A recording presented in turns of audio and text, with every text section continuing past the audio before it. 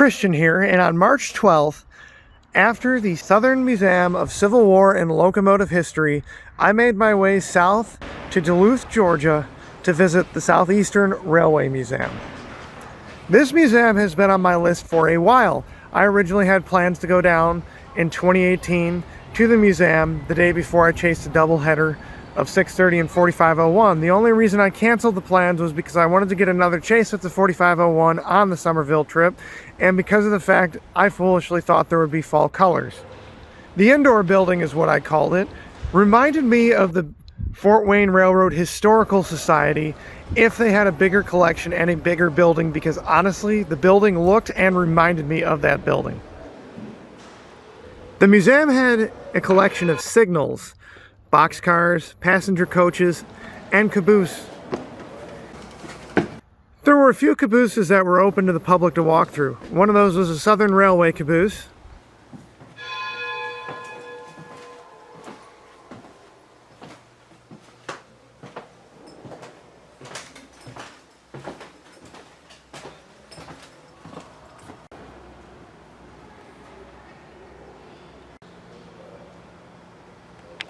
To be honest, the only two locomotives I really knew out of the museum's collection was the Atlanta and West Point 290 and the Savannah and Atlanta 750.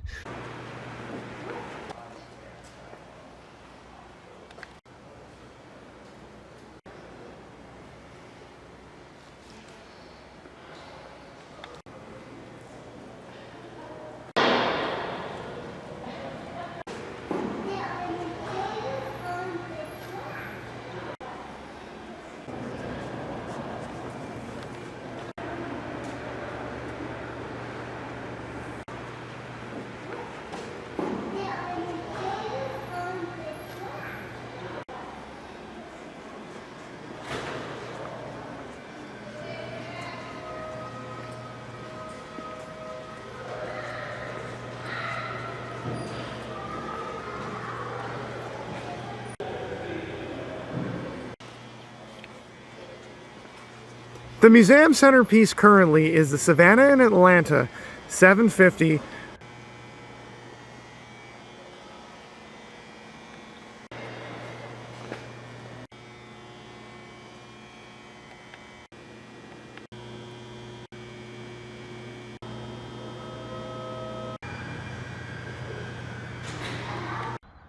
The other was one for the Central Georgia Railroad.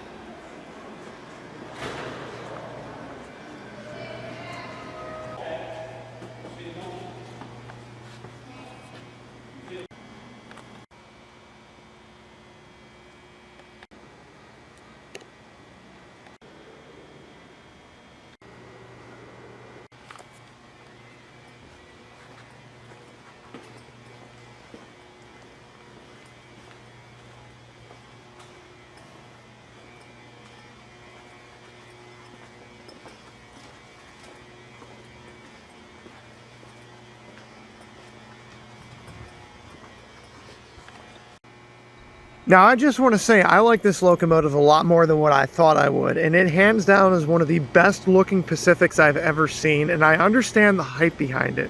The locomotive was built by the American Locomotive Company in 1910 for the Florida East Coast Railroad as 80. It ran there until 1935. It was sold to the Savannah and Atlanta Railroad and became 750. The locomotive was then donated to the Atlanta chapter of the National Railroad Historical Society.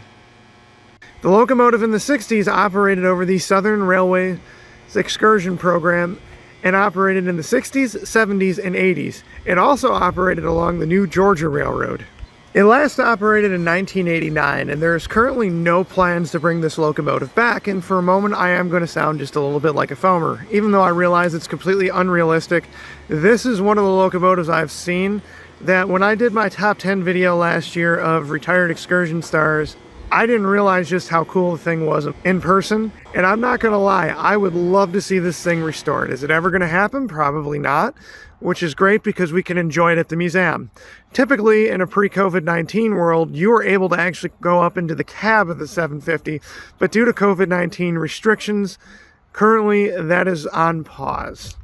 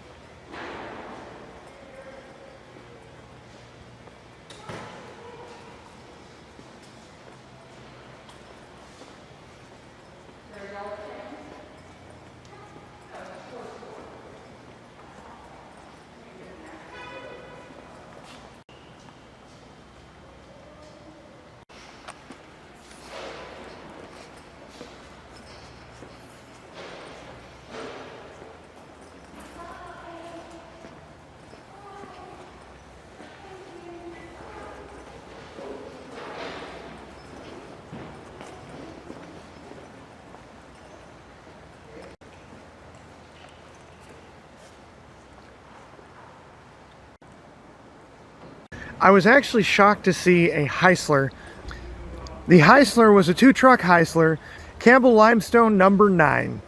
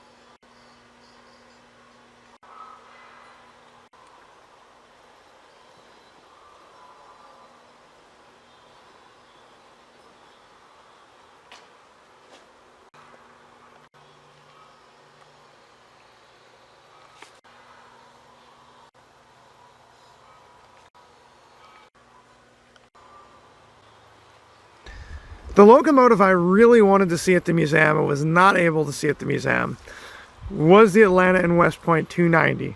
I was able to see the number plate and the headlight. The reason I was not able to see it was because it was in the back shop. Now, it has been in the back shop for a while because it is undergoing a cosmetic restoration. And once it is done, it will be placed out on display. I've always liked the 290 over the 750, mainly for the fact it just looks massive. It was built by the Lima Locomotive Works. It operated in the late 80s and the early 90s.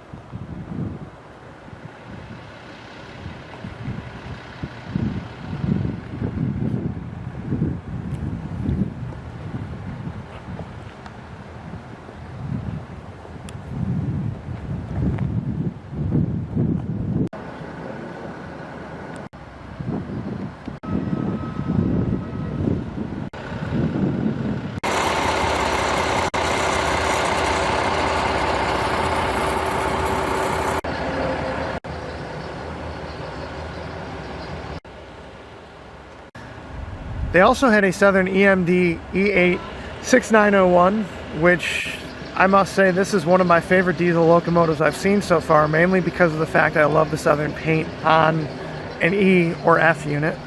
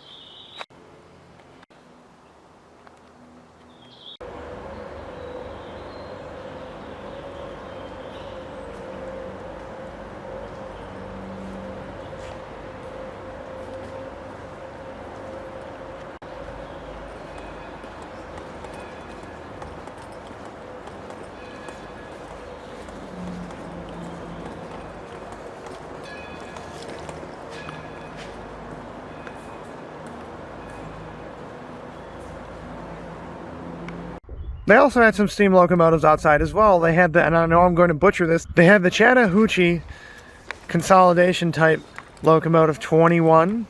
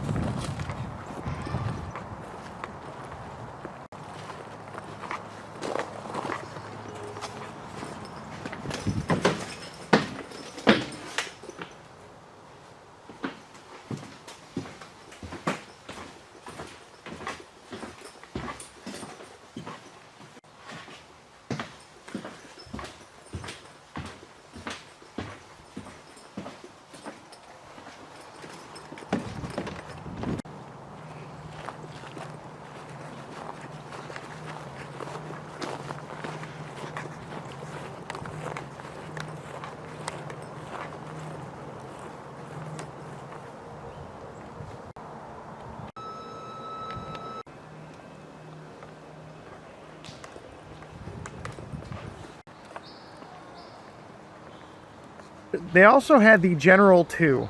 Now, this was called the General 2 because it operated at the Stone Mountain Railroad for about 20 years. This is a 440 American type steam locomotive that was cosmetically made to look like an 1800 steam locomotive in the 60s. This is one of the famed locomotives that came from the Louisiana and Eastern Railroad. The Louisiana and Eastern Railroad was said to have some rare steam locomotives that were preserved from other railroads, and unfortunately when the owner died, most of them were scrapped. Some of the survivors are the Reading and Northern 425, the Wilmington and Western 98, and this locomotive.